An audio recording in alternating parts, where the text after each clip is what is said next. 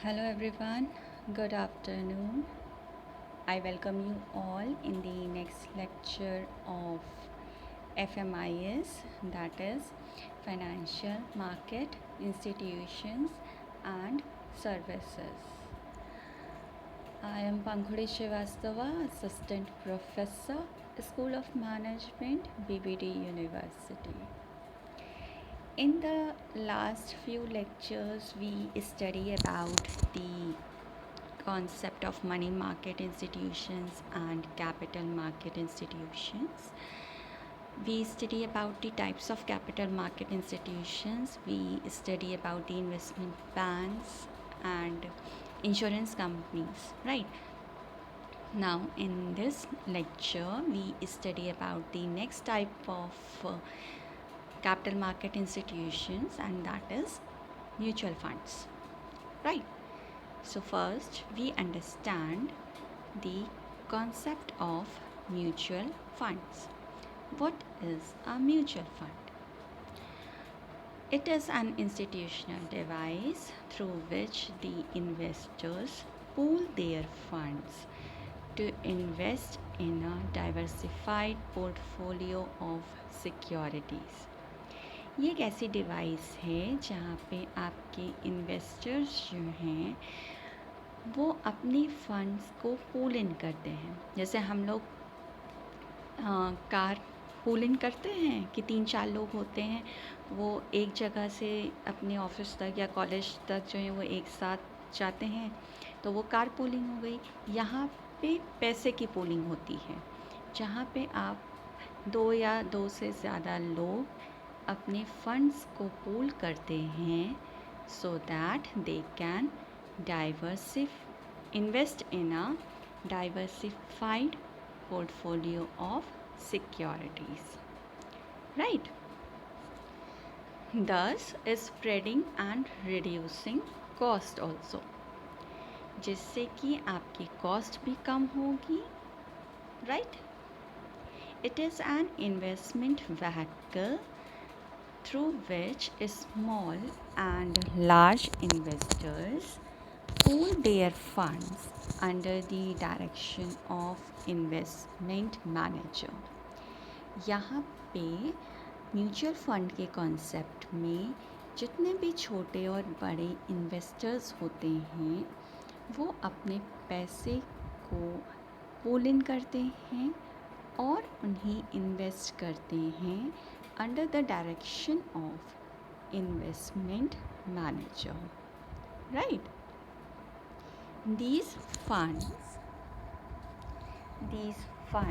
are invested in a wide variety of securities in such a way so as to minimize the risk while ensuring steady returns. Thus, shareholders pool their money to create the mutual fund, which in turn contracts with an investment management firm to manage the assets. आपका mutual fund में अपनी investments को pool इन करना, अपने funds को pool इन करने का एक मेजर ऑब्जेक्टिव और एक इम्पॉर्टेंट ऑब्जेक्टिव क्या है? वो ये है कि आपका रिस्क कम से कम हो और आपको बेस्ट रिटर्न मिल सके, right? Under the guidance of investment manager, under the guidance of financial expert, हम ये काम करते हैं, right? It is an investment trust which is concerned with the channelization of savings of the individuals and institutions to corporate securities.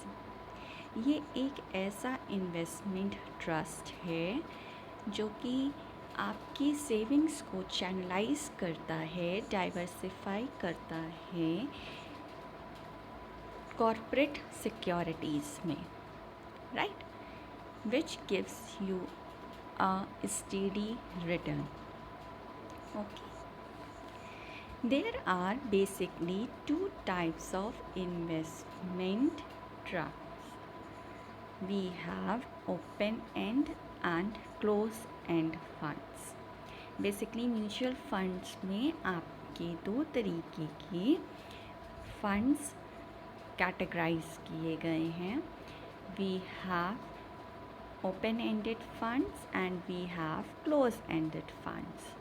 Open ended funds का मतलब होता है कि जब भी आप अपने म्यूचुअल फंड्स में आप कभी भी पैसा इन्वेस्ट कर सकते हैं और कभी भी आप अपना पैसा एग्जिट भी कर सकते हैं. Right. And close ended funds का मतलब होता है कि आप अपने म्यूचुअल फंड में पैसा इन्वेस्ट तो कर सकते हैं but for a specific period of time आप अपने पैसे को एक्सिस्ट नहीं कर सकते हैं. Is it clear? Okay. Now mutual fund is a form of collective investment brought by a large group of investors. Each fund is divided into equal portions or units. ये एक कलेक्टिव इन्वेस्टमेंट्स है, ठीक, जहाँ पे दो से ज़्यादा सभी स्मॉल और बिग इन्वेस्टर्स अपने पैसे को पूल इन करते हैं. उनके पैसे को फिर इन्वेस्टमेंट मैनेजर जो है वो डाइवर्सिफाइड पोर्टफोलियो बना के आपके फाइनेंशियल मार्केट में फाइनेंशियल सिक्योरिटीज़ में इन्वेस्ट करते हैं. और इन्वेस्टमेंट करने के बाद हम रिस्क भी एक्सपेक्ट करते हैं. ऑफ कोर्स रिस्क भी इन्वॉल्व है और साथ ही साथ we ensure a steady and better return. Mutual funds में आप जब भी इन्वेस्ट करते हैं आपको यूनिट्स के टर्म्स में आपकी म्यूचुअल फंड्स जो हैं वो एलोकेट किए जाते हैं. आपके यूनिट के प्राइसेस अप एंड डाउन होते रहते हैं as per the market conditions. और जैसा भी आपको रिटर्न मिलता है वो आपको आपके यूनिट्स के अकॉर्डिंग डिवाइड कर दिया जाता है. Right. Okay. Now we move to the next topic and that is the types of mutual funds. What are the multiple types of mutual funds we have? अभी हमने बताया कि बेसिकली म्यूचुअल फंड्स जो हैं वो दो कैटेगरीज में divided हैं. We have open ended category and close ended category. Now we move to the types of mutual funds. We have number 1 stock funds. We have bond funds, we have balanced funds, we have specialized funds, and we have leverage funds. Okay, so now we go through these types of mutual funds in detail. The first one we have is stock funds. What do you mean by stock funds? These funds invest primarily in common stocks. There is a broad range of common stock funds, from those that invest almost exclusively in high quality blue chip companies to those that invest only in the new unestablished companies. Common stocks में आपकी दोनों चीज़ें आती हैं. एक आपकी आती है high quality premium blue chip companies जो कि बहुत ही बेस्ट रिजल्ट्स आपको शो करती हैं. Also they have involve the high risk. Right. And also we have a fresh new unestablish companies also जहाँ पे आप अपना पैसा इन्वेस्ट करते हो. सो कॉमन स्टॉक्स में ये दोनों कैटेगरीज आपकी इन्वॉल्व रहती हैं. Right. We have blue chip companies also, and also we have common unestablished companies also. There may be several subdivisions of stock funds, thus growth and income funds place relatively equal weight on capital growth and dividend income. जिस भी तरीके से आप अपनी investment करेंगे common stocks में, आप अपनी इन्वेस्टमेंट करेंगे शेयर्स में, उसी के अकॉर्डिंग आपको रिटर्न मिलेगा, डिविडेंड मिलेगा, जो भी वो कंपनीज आपकी परफॉर्म कर रही हैं. Right? Now, we move to the next type of mutual fund, and that is bond funds. What is a bond fund? These employ their funds in bonds so as to ensure regular and fixed income to their investors. Bond fund का मतलब है कि आपकी investments जो हैं, आपका जो पैसा है वो बॉन्ड्स में इन्वेस्ट किया जा रहा है to ensure that you get a regular and fixed income to for achieving your goals. Basically ये उन लोगों को प्रेफर किया जाता है जिनकी इनकम कम होती है, सो दैट उनको हर मंथ कुछ ना कुछ फाइनेंशियल असिस्टेंस मिलता रहे, कुछ ना कुछ उनके फाइनेंसेस की नीड्स फुलफ़िल होती रहें, सो दैट उन्हें पैसे की कमी ना हो. बेसिकली ये उनके लिए होता है. It is common to have two types of bond funds. One we have emphasizing on high return but risky bonds. कुछ bonds ऐसे होते हैं जो कि बहुत ही रिस्की होते हैं और उनमें रिटर्न भी हमें हाई मिलता है. And the other we have the low yield return but high grade bonds. और कुछ ऐसे भी बॉन्ड्स होते हैं जिसमें हमें रिटर्न भी कम मिलता है. Right? So we have basically two types of bond funds. One we have which we give us a high return, also involve a high risk, and also the other one is the which gives you the low return. Right? Now we move to the next funds, and that is balanced fund. अब balance क्या होता है? कोई चीज़ ना ही बहुत ज़्यादा हो ना ही बहुत कम हो, बराबर के रेशियो में हो. तो आपकी जो फंडिंग है, आपका जो पैसा है जो आपने इन्वेस्ट किया है, वो ऐसी जगह पे इन्वेस्ट करें सो दैट आपका रिस्क भी मिनिमाइज़ होता रहे, आपको बेटर रिटर्न भी मिले, मैक्सिमम रिटर्न मिले. So it is a balanced fund which is a mixture of all the assets, common stocks, all those stocks which gives a good but steady return. Right? So balance fund combines or prefer those stocks with the ownership of the common stock, usually same predetermined percentage relationship. Several balanced funds up and down of the portfolio in common stocks and balanced portfolio are more conservative than common stocks. Right? They do not have significant price movement either up and down. कोई बहुत ही frequently up and down का movement balanced funds में नहीं होता है. Right?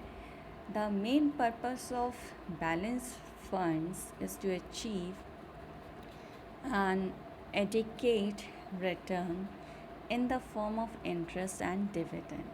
सबसे पहला objective balance fund का ये है कि आपको एक एडिक्वेट रिटर्न मिले in the form of a dividend and interest which is from the fix portion of the portfolio. तो आपकी जो पोर्टफोलियो में, अगर आपके पोर्टफोलियो में बैलेंस फंड इंक्लूडेड हैं, तो आपको एक रिटर्न या इंटरेस्ट के रूप में आपको रिटर्न मिलता रहे, डिविडेंड के फॉर्म में आपको रिटर्न मिलता रहे, सो दैट अगर किसी और फंड्स में आपको कभी लॉस भी हो रहा हो तो वो चीज़ बैलेंस हो जाए. Right? Now this is all about your balanced funds. Now we move to the next funds and that is the specialized funds. अब आप लोगों को स्पेशलाइजेशन चूज़ करने को दिया जाता है regarding the final year of your career, right, whether it is in BTech और whether it is in MBA.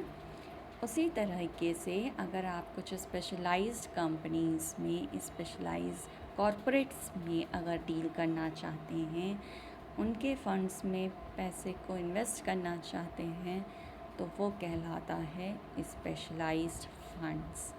So there are a number of funds that directly invest in a specialized group of securities.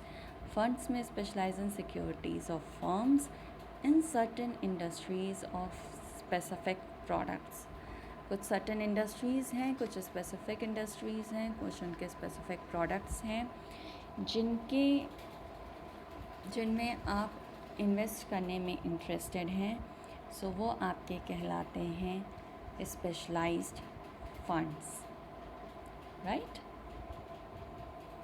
Now we move to the next type of mutual fund and that is leverage funds. These are common stock funds where main objective to maximize capital appreciation. Capital appreciation का मतलब होता है पैसे की value को increase करना।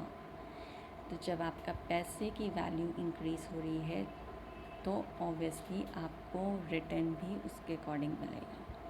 तो ये कुछ ऐसे स्टॉक्स होते हैं जहाँ पे आपका मेन ऑब्जेक्टिव है कि आपका कैपिटल एप्रिशिएट हो।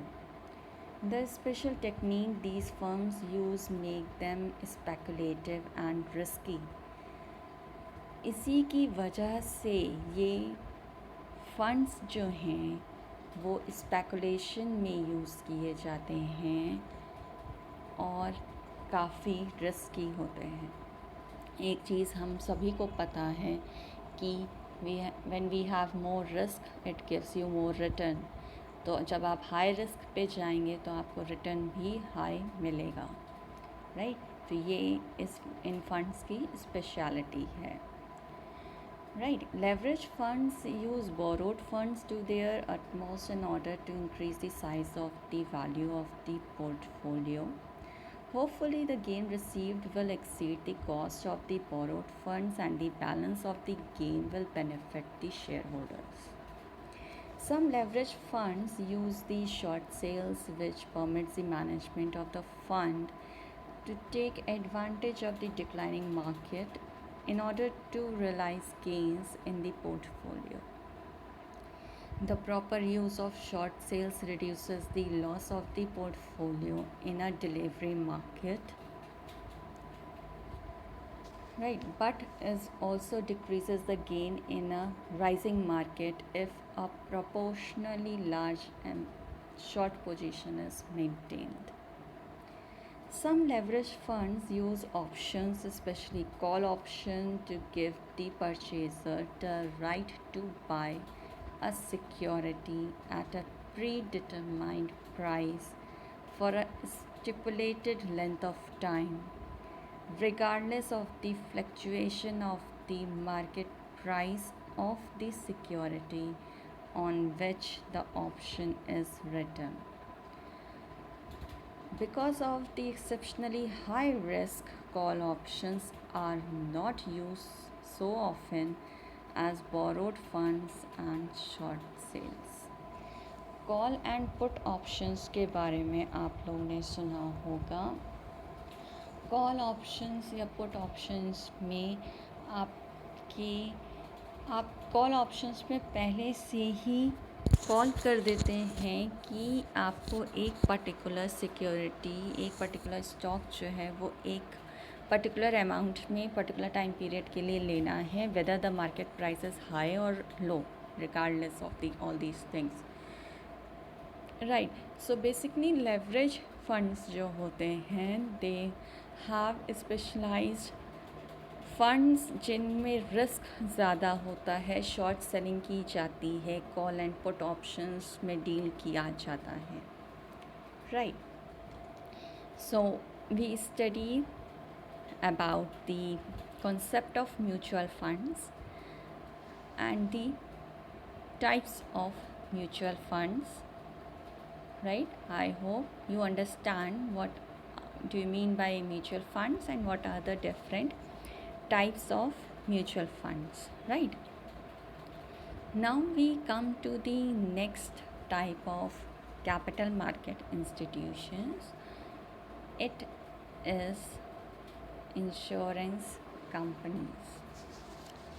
इंश्योरेंस से क्या समझ में आता है? इंश्योरेंस का मतलब होता है कि हम अपने एंड से अपनी चीज़ों को संभाल के रखें और अगर उनमें कोई भी प्रॉब्लम होती है कभी इन फ्यूचर तो वो कंपनीज हमें कुछ अमाउंट पे करके हमें थोड़ा सा रिलैक्सेशन फॉर्म में ले आए ताकि हमारी चीज़ें बची रहें, right?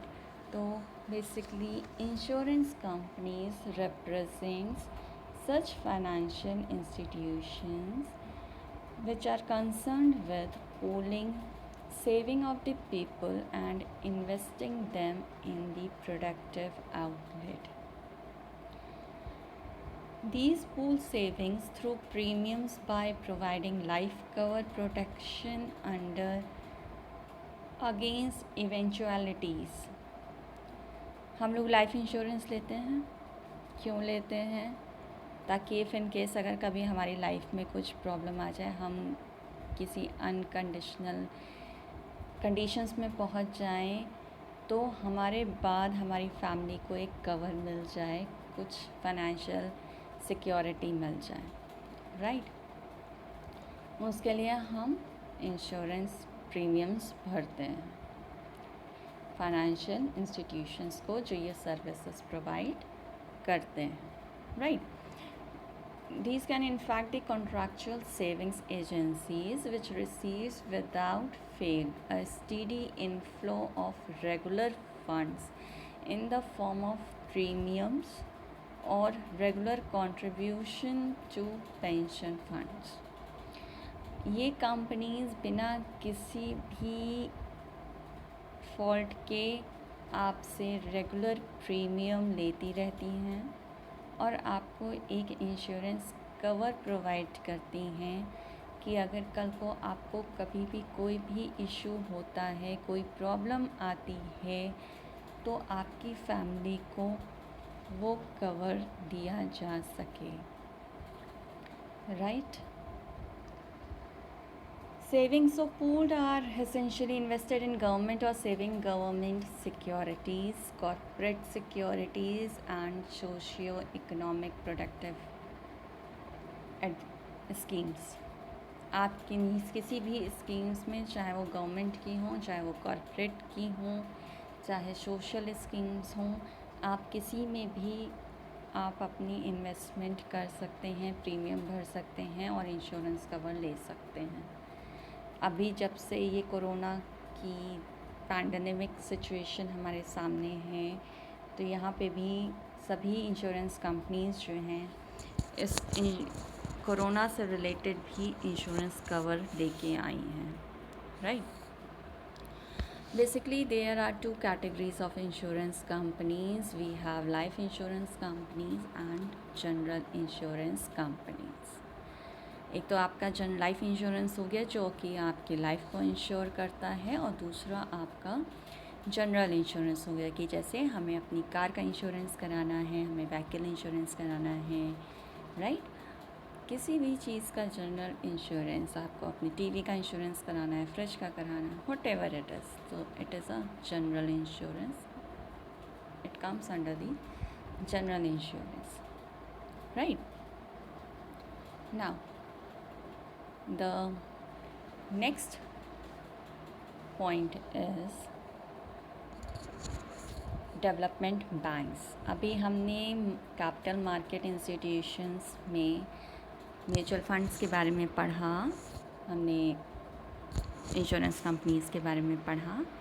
Now we move to the development banks which are the next category of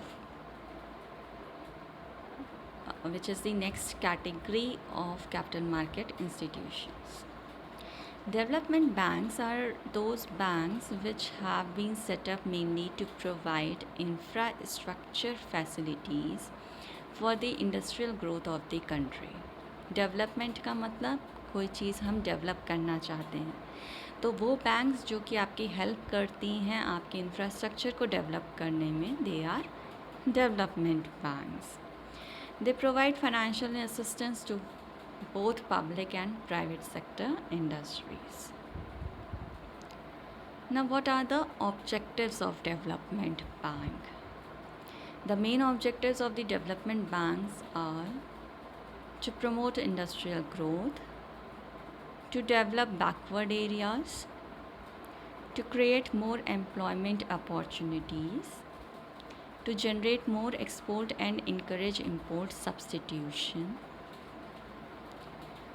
to encourage modernization and improvement in technology, to promote self-employment projects, to revive sick units, to improve the management of large industries by providing training, to remove regional disparities or regional imbalance, to promote science and technology in new areas by providing risk capital, to improve capital market in the country. Finally, all these are the objectives of development banks. We have industrial growth को promote करना है हमें, backward areas को set up करना है, develop करना है, employment की opportunities को create करना है, एक्सपोर्ट को जनरेट करना है, राइट. मॉडर्नाइजेशन इंकरेज करना है, टेक्नोलॉजी में नए एडवांसेस लेके आने हैं, सेल्फ एम्प्लॉयमेंट को इंक्रीज़ करना है, जो यूनिट्स पहले से ख़राब हैं उन्हें रिवाइव करना है, to improve the management of large industries by providing them training and development, regional imbalances को रिमूव करना है, बेस्ट टेक्नोलॉजी लेके आनी है, राइट, लेटेस्ट टेक्नोलॉजी लेके आनी है, and finally to improve your capital market of the country. These are known as the development banks, right? So I hope all these things are very much clear to you all. What do you mean by mutual funds? What do you mean by insurance companies? And what do you mean by development banks? Right? This is all for today lecture. We meet in the next lecture. Right? This is Pankhuri Srivastava signing off. Thank you.